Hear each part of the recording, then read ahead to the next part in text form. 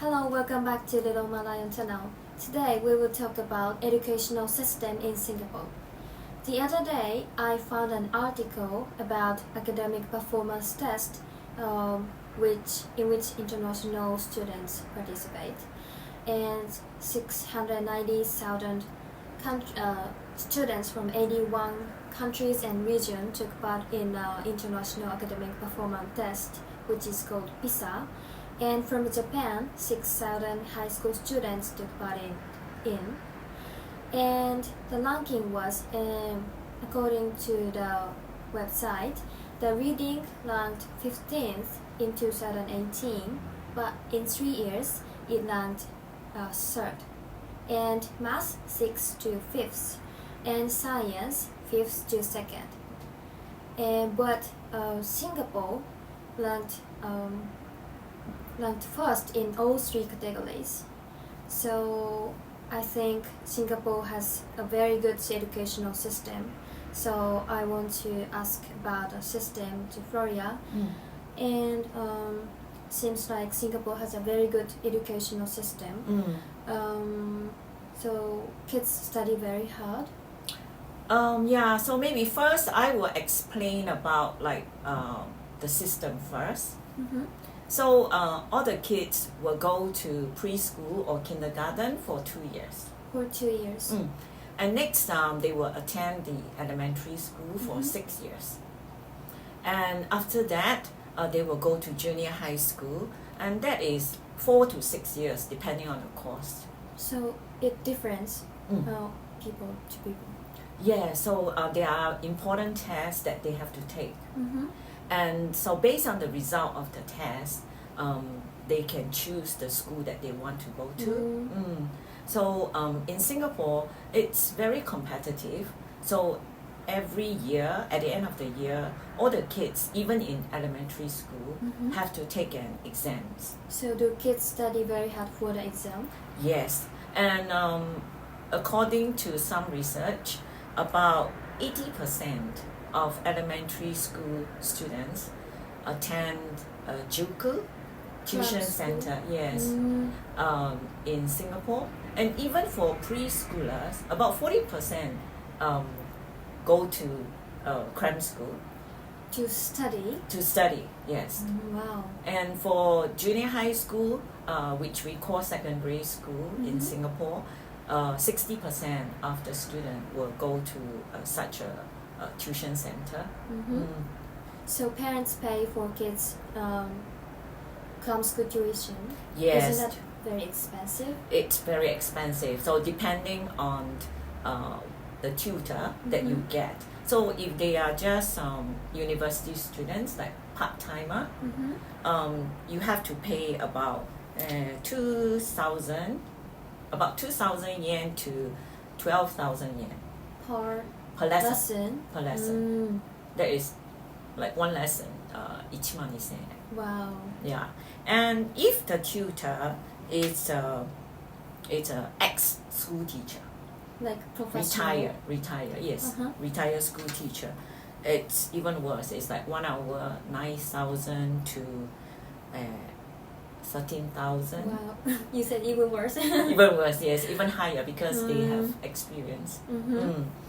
So the Singapore government has a very big budget on education. Why? Because in Singapore we don't have natural resources, so the only thing that we can invest is on the people. Okay. Right. So the government set a big budget on education all the time. I see. And so there are 3 important examinations in Singapore. So after 6 years of elementary school, they have to take this test exam called PSLE. It's called Primary School Leaving Examination. And at the end of the junior high school, they have to take a GCE O level. And at the end of the high school, they have to take a GCE A level. Okay. And based on their results, they will go to the school that they choose. So for that reason, kids become very competitive in Singapore, but do kids only study? Like in Japan, kids often go to after-school lessons such as swimming, piano lesson, or calligraphy. How about in Singapore? I think maybe swimming, yeah, some kids do go to the swimming class, but very few, I think, like really do sports. Or like calligraphy, I've never heard of kids doing calligraphy. Okay, so yeah, so after studying in school, they will go home for lunch or something, and then they will go to the tuition center to study. But maybe some kids take like piano lessons, I heard. But it's not very common. It's not very common. So you know, I have a son, and so when he was in elementary school, basically, you know, they study in the school, but at the same time, the kids also have to clean the toilets. Yeah, in Japan. Yes, and serve lunch. Yeah. So I was very surprised about that. And in the beginning, I was thinking like, you know, why make kids do that? Yeah. It's a waste of time, you know, like schools are a place to study. So there are some staffs to serve the meal or clean the toilet or classroom? Yes, in Singapore, we hire someone to do all those. Yeah, so the kids don't have to clean the toilet or anything.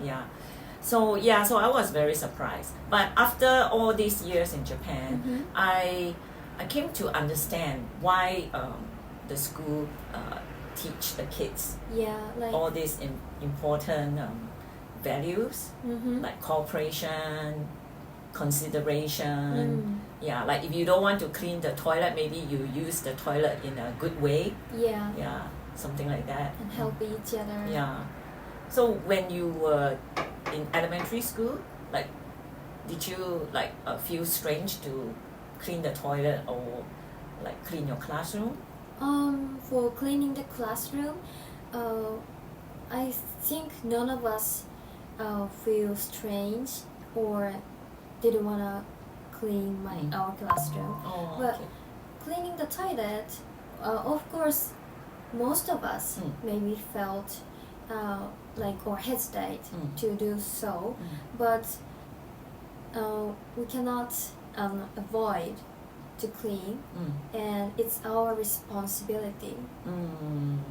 Okay, yeah. So I felt that was a very big difference between the elementary school in Singapore and Japan. And then when you go to the secondary school, which is the junior high school, the kids have also the same, like we have club activities. Oh, they do? Yes. So so I was in the brass band club. I didn't know that. Okay. What club were you in? When I was in junior high school, I was in track and field team. Okay. So after doing like club activities, still the kids got to go for extra lessons like tuition. Yeah. So I think it's very hard for them. Yeah. Right. And so after secondary school, they have to take the GCE O level, and next they will go to the high school. Yes, and they will take GCE A level, and then they will go to the university. So there are two main universities in Singapore, and one is the National University of Singapore, and the other one is the Nanyang Technological University. Yes, and those are very good university. So in the world ranking, NUS was ranked 19th. 19th in the world. Yeah. Tokyo University was ranked like 29th. But higher than Tokyo University. Yeah, but I think, you know, there are some criteria that they judge. Yeah. I think it's a super good university too. Yeah. Yeah, so the schools are very competitive, and the students study very hard, and that's why I feel that's why they could score well in international tests. Okay, so why parents invest a lot on their kids and kids go to cram school? What is there any like specific culture different in Japan? I'm not sure about the parents here, but in Singapore, the people has this kiasune culture. Kiasune culture. Yes, it's that we are afraid to lose out. Mm-hmm. So you don't want your kids to be behind the other kids, and so you pay to give them like the opportunity so that they can catch up. Yes, with the others. Mm-hmm. Yes. So not only for the clever kids, but even for the slow learners, they also go to cram school because the tutor can help them to catch up. Okay, so kids who are very competitive maybe can study very hard, but who are not very competitive by nature must feel a lot of pressure. Yes, I think so too. It's really a lot of pressure for them. So what about here in Japan? Do you feel pressurized when you were young? Actually, I didn't feel that kind of pressure me. So is it just your family or like all around you, all your friends, and the parents don't push them so much? My parents didn't push me to study. Like they've never said you should study or something like that. But I know some parents of my friends force them to go to cram school after school or club activity. They pick their kids in front of the school and drove them to the cram school. Oh, okay. So, but I think it's not so much like Singapore then. Not so much. Okay, all right. Okay, so I think that's the reason that Singapore students do very well in international tests. So if you have any comments, please drop your comments and tell us your thoughts about this video. Okay, thank you for watching. Bye. Bye.